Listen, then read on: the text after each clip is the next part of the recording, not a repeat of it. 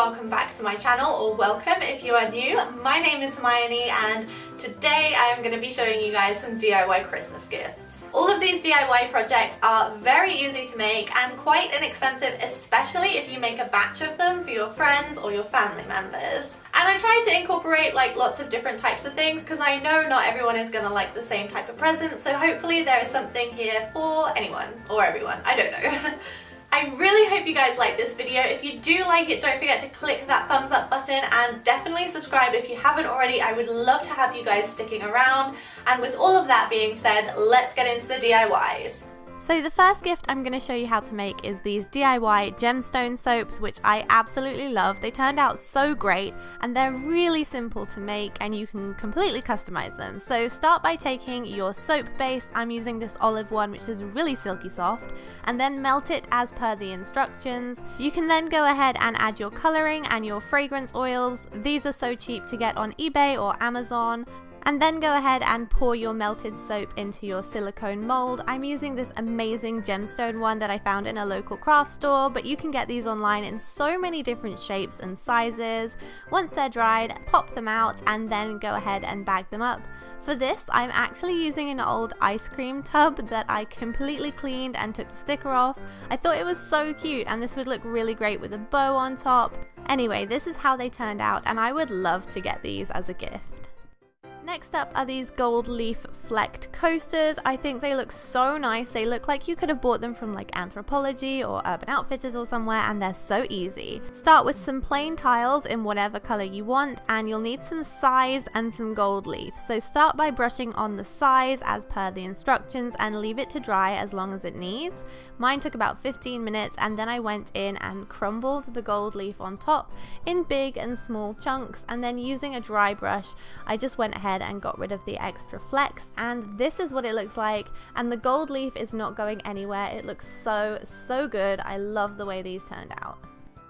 Next up, for any stationery lovers in your life, you could make a personalized notebook like this one that says ideas, but you can put their name on it. So I'm going to show you how I made this one. Start by taking a paperback notebook and then you're going to cover it in fake leather. So all I'm doing is cutting the fake leather to size and then opening up the notebook, making sure it fits, and then using some super glue to glue this together. Because the material is thick, you don't need to wrap it around the book. It looks really good as it is. So once you've glued it, press it down really firmly. I'm using some books on top of mine just to make sure it sets perfectly.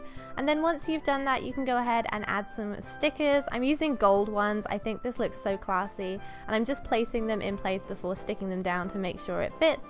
And like I said, you could personalize this with a name or a quote or something like that. And that's it. It really is that simple, but it can make a really sweet personalized gift. Next up is these rustic gold looking star magnets, and you could totally make these into keychains or Christmas decorations or whatever you want, but I decided to make these into magnets. They are so simple. Start by taking some air dry clay and rolling it out really thin, and then using a cookie cutter, cut out your design. You don't have to use stars, obviously, you can do whatever you would like. Once you've done this, let them dry as per the instructions. Mine took 24 hours. And then once again, I'm using gold leaf. So apply the size, leave it to dry, and then apply the gold leaf. Press it down firmly, and then once that's dried in place, you can go ahead and use a fluffy brush to get rid of all the excess gold leaf. Like I said, I wanted mine rustic looking, so I went a little crazy with the dusting off with a paintbrush and made the corners look kind of, old and worn, but you don't have to do this. I'm then going ahead and taking some magnet tape and cutting that to size and sticking that on the back of the magnets, and you can actually get this in Poundland. It's so cheap, and there you have it. There are your magnets. All you have to do is wrap them up and give them as a gift. If you wanted to give someone a photo this Christmas but didn't have a frame to put it in, don't worry, I have you covered. This really modern looking triangle frame is so easy to make. So once again, you need to take some air dry clay and roll it out, this time quite thick, maybe about 1/4 of an inch or 1/2 an inch, and cut it with an X-Acto knife into the shape you'd like. I'm doing triangles because they stand up very nicely. Smooth it out and then use the knife to cut a slit down the center for the photograph, and then once it's dry after about 24 hours you can go ahead and paint them whatever color, and there you have it. They're really easy stands for pictures, and I think they look really great. And if you want to go the extra mile with your wrapping, you can always make the box and the gift tags, as I'm going to show you now. Plus this doubles as a really nice storage box after Christmas too. So I'm just taking this hexagonal cardboard box from the craft store and painting it white. Then I'm ripping up pieces of tissue paper and applying them to the box with Mod Podge, obviously once the paint has dried. And for a handle, I'm just attaching a bead with super glue. You can go ahead and fill this with tissue paper or iridescent filling like I've done. And then I'm also going to make the gift tags, which I made out of some patterned paper that I printed off the computer, and these wooden hearts which I got from the craft store. Go ahead and draw your heart onto the paper, and you don't have to use wooden ones if you don't have them. You can always use cardboard or whatever. I'm then just pasting it on with Mod Podge and doing a coat on top to make it really glossy, and then repeating that with a few others. And to top it off, I'm just using a bit of glue and a little piece of string on the back to make sure that you can attach it to the gift.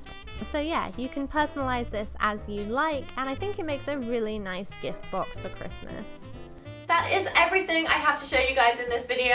Kind of excited to get out of this itchy jumper. It is very itchy. Do let me know in the comments down below what the best gift you have ever received was. And as always, I hope you have a great week. I will see you in my next video. Bye.